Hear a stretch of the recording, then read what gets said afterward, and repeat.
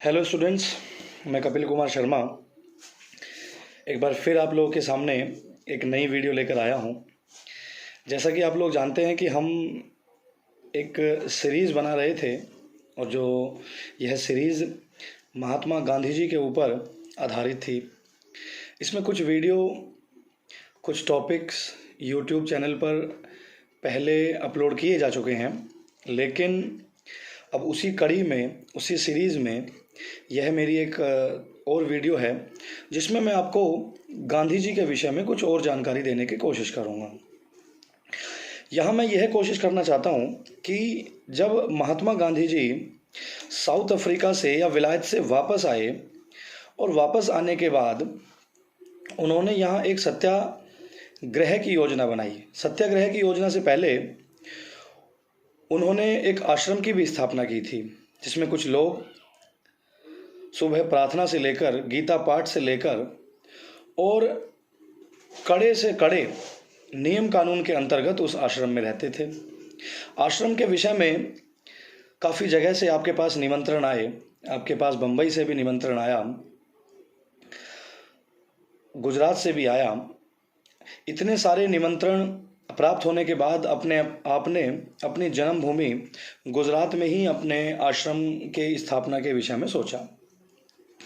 अब जो important topic था वो था कि गांधी जी ने सत्याग्रह की योजना बनाई क्यों थी, उसका कारण क्या था और हुआ क्या क्या था वास्तव में।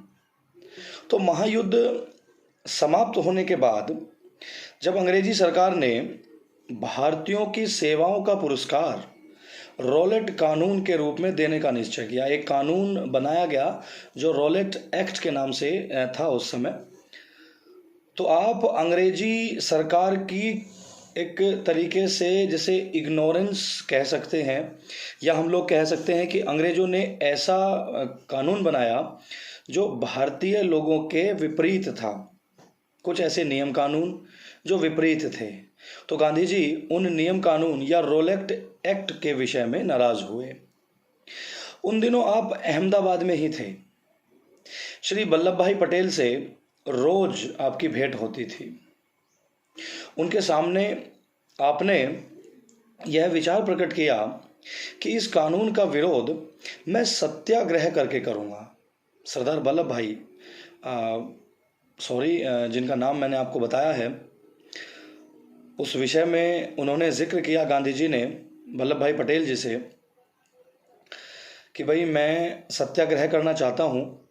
और सत्याग्रह किस विषय में होगा? सत्याग्रह इस विषय में होगा कि जो रॉलेट एक्ट अंग्रेजों ने भारतीय नागरिकों के विरुद्ध तैयार किया है, हमें सब लोगों को मिलकर एक सत्याग्रह करना चाहिए उसके विरुद्ध में या उसके विरोध में। तो इसके विषय में प्रतिज्ञा पत्र तैयार किया गया, उस पर आपके हस्ताक्षर किए गए, आपने अपने सिग्नेचर किए। इसके साथ साथ वल्लभ भाई पटेल जी ने भी अपने सिग्नेचर किए। इवन सरोजनी नायडू जो थी, उन्होंने भी उस सत्याग्रह के प्रतिज्ञा पत्र पर सिग्नेचर किए।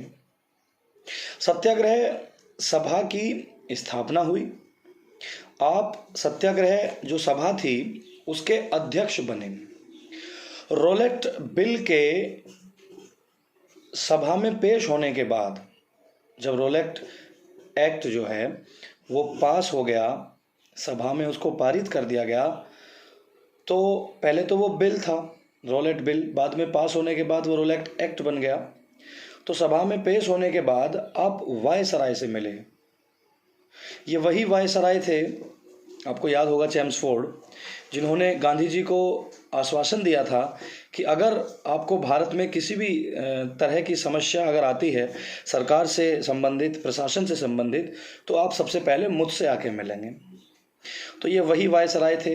रॉलेट बिल या एक्ट जो है सभा में पास होने के बाद आप वायसराय से मिले, उन्हें कई पत्र भी लिखे, लेकिन इस बार उनकी हर बात अनसुनी कर दी गई, मतलब उनकी सुनवाई हुई ही नहीं। आपने उनके विरुद्ध आंदोलन शुरू कर दिया। गांधी जी जो है उन दिनों, अगर उन दिनों की बात करें तो गांधी जी का स्वास्थ्य ठीक नहीं था, इतनी कमज़ोरी थी कि खड़े होने में भी समस्या आ रही थी। ऊंची आवाज से बोलने की शक्ति भी नहीं थी। फिर भी आपने अपने आपने क्या किया कि इतनी कमजोरी होने के बाद भी, इतनी समस्या होने के बाद भी आपने भारत भर में घूम घूम कर हलचल शुरू कर दी। हलचल इस एक्ट के विरुद्ध, इस बिल के विरुद्ध। आप मद्रास गए तो आपकी मुलाकात वहां किससे हुई? राजगोपालाचारी जी से मुलाकात हुई। राजगोपालाचारी से आपकी यह पहली मुलाकात थी। उनके साथ मिलकर आपने सत्याग्रह की योजना को ठोस रूप दिया। कानून का सविनय भंग किस तरह से हो सकता है, इसकी भी चर्चा हुई। सविनय का मतलब तो आप लोग जानते ही हैं कि कोई विरोध नहीं करना है। आप जब मद्रास में थे तभी आपको सूचना मिली कि भैया जो रोलेट बिल है वो अब क्या बन गया? कानून बन गया। सारी रात उस दिन, जिस दिन आपको पता लगा, उस रात आपको नींद नहीं आई। सवेरे होते ही आपने राजगोपालाचारी को बुलाया और बुलाकर आपने कहा कि मुझे रात को सपना आया है कि इस कानून के जवाब में हमें सारे देश में हड़ताल मनानी चाहिए। राजगोपालाचारी को यह योजना पसंद आई और आखिरकार 30 मार्च 1919 ईस्वी के दिन हड़ताल करने की घोषणा कर दी गई। बाद में इस तारीख में थोड़ा सा बदलाव किया गया, परिवर्तन किया गया, लेकिन दिल्ली में 30 मार्च को ही हड़ताल मनाई जा चुकी थी। वहां सरकार ने हजारों को गोलियों से भून डाला और लाहौर और अमृतसर में भी ऐसे ही गोलीकांड हुए। मतलब ऐसी ही घटना बहुत सारी हुई जिसमें अंग्रेजों ने गोलियां बरसाई लोगों पर। बंबई में 6 अप्रैल को गांधी जी की उपस्थिति में यह हड़ताल मनाई गई। बंबई की सभा में आपने भाषण भी दिया और उसी दिन आपने सविनय अवज्ञा भंग की भी घोषणा कर दी थी। 7 अप्रैल की रात को आप दिल्ली के लिए चल पड़े। दिल्ली के पास एक स्टेशन है पलवल।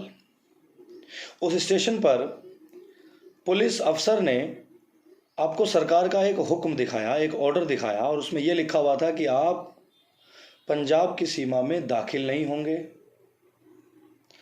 आपने इस प्रकार के आज्ञा को मानने से इनकार कर दिया तो आपको गाड़ी से उतार लिया गया, मतलब ट्रेन से उतार लिया गया और मथुरा की ओर जाने वाली गाड़ी में बैठा दिया गया।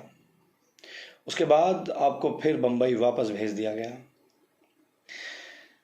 बंबई में आकर आपको मालूम हुआ कि अहमदाबाद में भी खून खराबी हुई थी। आप दौड़े हुए वहां गए अहमदाबाद। वहां मार्शल लॉ जारी था, मार्शल लॉ जारी था। लोग डरे हुए थे।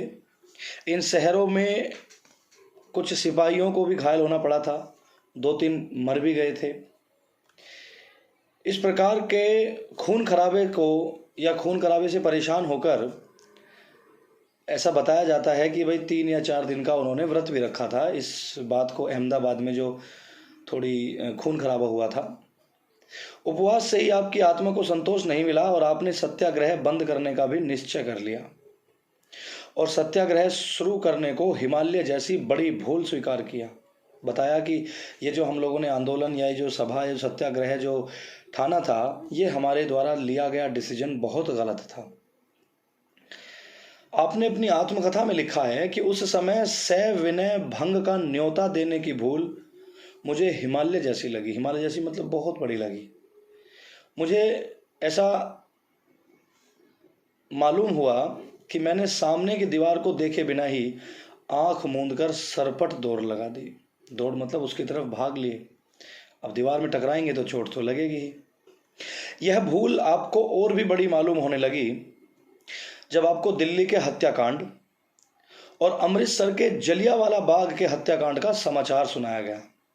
आप जानते ही हैं जलियांवाला बाग हत्याकांड। आप पंजाब में जाकर, मतलब गांधी जी पंजाब में जाकर अपनी आंखों से सब देखना चाहते थे, लेकिन सरकार इजाजत नहीं दे रही थी। अंत में एक दिन यह इजाजत मिल गई। पंजाब आकर आप श्री मालवीय जी से मिले। मालवीय जी, स्वामी श्रद्धानंद जी और मोतीलाल जी से मिले। उनसे फौजी कानून की तहकीकाती कमेटी हंटर कमेटी के सामने बयान देने के विषय में चर्चा की। सब ने, जिन जिन से मिले थे वहां, इन सब ने इस हंटर कमेटी के बहिष्कार करने का निश्चय किया और यह भी फैसला लिया गया कि कांग्रेस की ओर से जांच कमेटी नियुक्त की जाए। इस कमेटी की व्यवस्था का बोझ आप पर ही पड़ा, मतलब आप जिम्मेदार व्यक्ति बना दिए गए। आपने पंजाब के गांव में घूम घूम कर रिपोर्ट तैयार की। अंग्रेजी जो हाकिम थे वो आपकी इस नादिरशाही देखकर, या ऐसा कह सकते हैं कि आपने जैसे अंग्रेजों के संबंध में जो बातें देखी, कितना खून खराब हुआ, कैसे कैसे गोली कांड हुए, कितने आदमी मरे, इन सब बातों को सुनकर देखकर आपका जो है मन अंदर से थोड़ा सा रो पड़ा। और इस रिपोर्ट की एक बात आज तक असत्य सिद्ध नहीं हो सकी, जो बात उसमें बताई गई थी। तो आज के लिए मैं अपनी वीडियो में इतना ही कहना चाहूँगा कि गांधी जी के विषय में एक तो आश्रम की स्थापना की गई, सत्याग्रह भंग जो थी वो सभा क्या थी, वो क्यों लिया गया था, बाद में वो क्यों बंद कर दिया गया, इस संबंध में मैंने आपको कुछ जानकारी शेयर की है।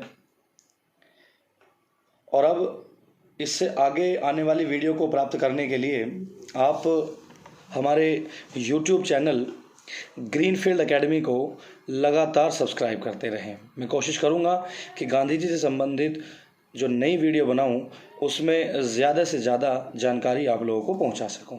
धन्यवाद।